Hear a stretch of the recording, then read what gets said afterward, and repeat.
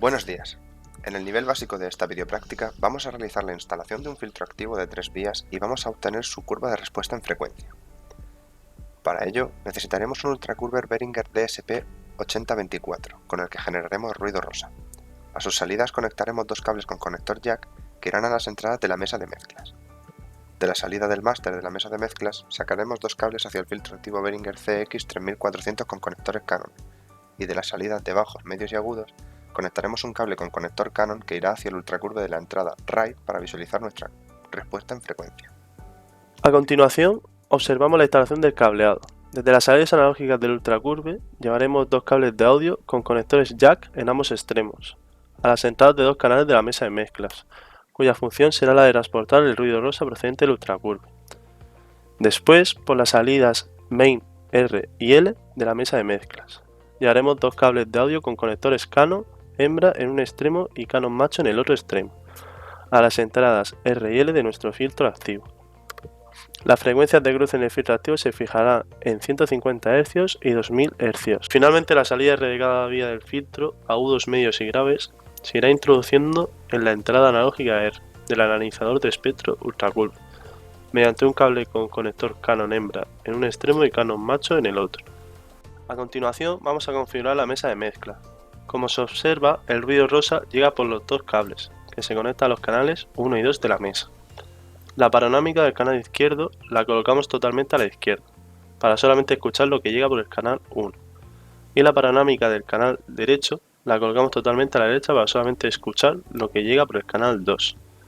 Seguidamente ajustamos el PFL de cada canal pulsando el botón Sol y el de Main Sol, y variando el potenciómetro de ganancia hasta que obtengamos un valor de 0. Una vez ajustado el PFL, enviamos la señal al Main pulsando los botones de Main de cada canal y subiendo los faders de ambos canales hasta llegar a 0. Por último, pulsamos el botón de Main Mix y subimos ambos faders. Ahora vamos a configurar el ultracurve. Primero entramos al setup y configuramos Source Right, es decir, que el canal de entrada va a ser el derecho. La resolución será de 1 dB y en RTA Output seleccionaremos Pin para generar la señal de ruido rosa, una señal que contiene las frecuencias de 20 a 20.000 Hz.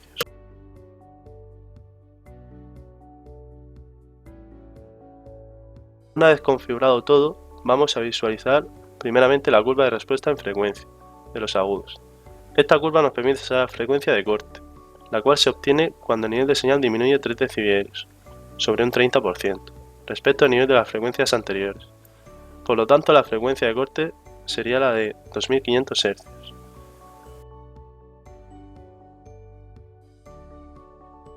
Una vez hemos cambiado la vía de agudos por la de medios en el filtro activo, refrescamos el ultracurve para poder visualizar la curva de respuesta en frecuencia y observamos que la frecuencia de corte superior sería la de 2500 Hz y la frecuencia de corte inferior sería la de 200 Hz.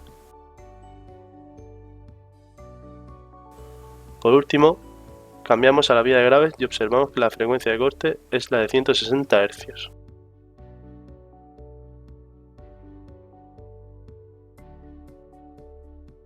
En esta gráfica podemos observar la respuesta en frecuencia del filtro activo para los graves, que es la curva de color rojo, medios, que es la curva de color negro, y agudos, que es la de azul. Además, se observa que la frecuencia de cruce de los graves con los medios es aproximadamente a los 150 Hz, y la frecuencia de cruce de los medios con los agudos es aproximadamente a los 2000 Hz. Para averiguar el orden del filtro en decibel y octava, nosotros teníamos que saber que, por ejemplo, que la frecuencia 200 a los 400 tenemos una octava. Y entonces, al calcular la diferencia de decibelios que hay entre los dos, obtenemos los decibelios octava que tiene nuestro filtro. 6 decibelios serían para orden 1, pero en nuestro caso hemos tenido 12 decibelios, por lo que tenemos un filtro de orden 2. En el nivel avanzado de esta videopráctica vamos a modificar la instalación anterior cambiando la fuente de sonido por un móvil con un tono de 300 Hz que buscaremos en YouTube. Además, colocaremos una caja acústica DAS DS108 en la vía de graves L y otra en la vía de graves R, y modificaremos una serie de parámetros del filtro observando cómo afecta al sonido reproducido. El tono de 300 Hz del móvil llegará a la entrada de los canales 1 y 2 de la mesa de mezclas, mediante un cable de audio con conector jack 3,5 mm macho en un extremo y dos conectores jack 1/4 machos en el otro extremo. Seguidamente, por las salidas R y L del máster, tendremos dos cables que se conectarán a las entradas del canal R y L respectivamente del filtro activo, con conectores Canon hembra en dos de los extremos y conectores Canon macho en los otros dos extremos. Y desde las vías de graves R y L tendremos dos cables que irán conectados a la entrada de línea de las dos cajas acústicas. A continuación vamos a proceder a configurar el filtro activo. El primer potenciómetro de la izquierda se llamará Input. Este controla el nivel de señal de la entrada del filtro. Nosotros lo dejaremos en 0 decibelios. El siguiente botón se llama Low Cut. Este activa el filtro de alto paso de 25 Hz, por lo que se eliminan las frecuencias inferiores a 25 Hz al pulsarlo. Más adelante comprobaremos si notamos alguna diferencia o no al sonido reproducido.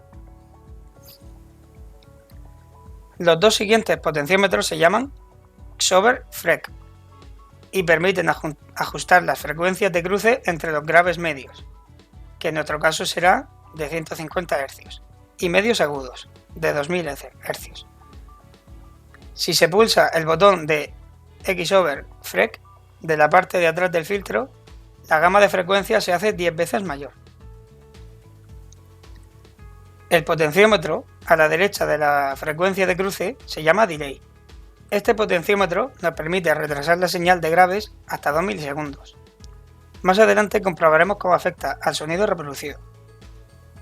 Los siguientes tres potenciómetros nos permiten regular el nivel de salida de graves, medios y agudos. El potenciómetro que observamos que está a la derecha del todo se llama Threshold y nos permite ajustar el nivel de salida para el limitador. El potenciómetro que tiene a su derecha nos permite activar el limitador y esto hará que no pase más nivel del que la tapa puede soportar y por lo tanto no estropear nuestros altavoces.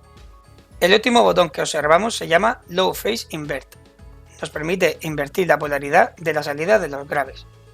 Por ejemplo, cuando a un altavoz se le aplica una señal de audio positiva, empuja el aire hacia afuera.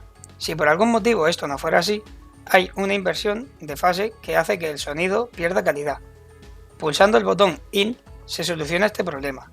Más adelante comprobaremos cómo afecta al sonido reproducido. Además, por la parte de atrás tenemos el botón Low Zoom, que convierte en mono las dos vías de graves. Lo normal es activarlo, ya que de esta forma obtenemos unos graves más contundentes. Una vez explicados los potenciómetros y botones de nuestro filtro activo, vamos a comprobar con el sonómetro cómo afecta al tono de 300 Hz, la inversión de polaridad de la vía de graves del canal R. Primero se observan los decibelios sin pulsar el botón IN, que llegamos a unos 83 decibelios aproximadamente, y al activar la IN nos damos cuenta de que bajamos 4 o 5 decibelios. Ahora vamos a comprobar qué ocurre cuando giramos el potenciómetro de delay, pero antes vamos a colocar los altavoces a distinta distancia respecto al sonómetro. El delay se va a aplicar en la caja acústica que está más cerca del sonómetro, para que el sonido de las dos cajas acústicas llegue al mismo instante al oyente y no se produzca eco. En teoría, los decibelios suben 1 o 2 decibelios. A continuación vamos a dar una explicación de por qué nosotros no notamos la diferencia cuando activamos el filtro Low Cut.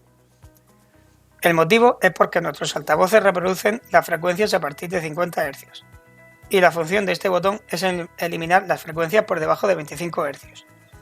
Y por último, al tener activado el limitador, se observaría que al subir los faders del main, en las vías de graves, medios y agudos, se verían unas luces LED parpadeando, indicándonos que el limitador está cumpliendo su función. Y hasta aquí la videopráctica de hoy. ¡Hasta la próxima!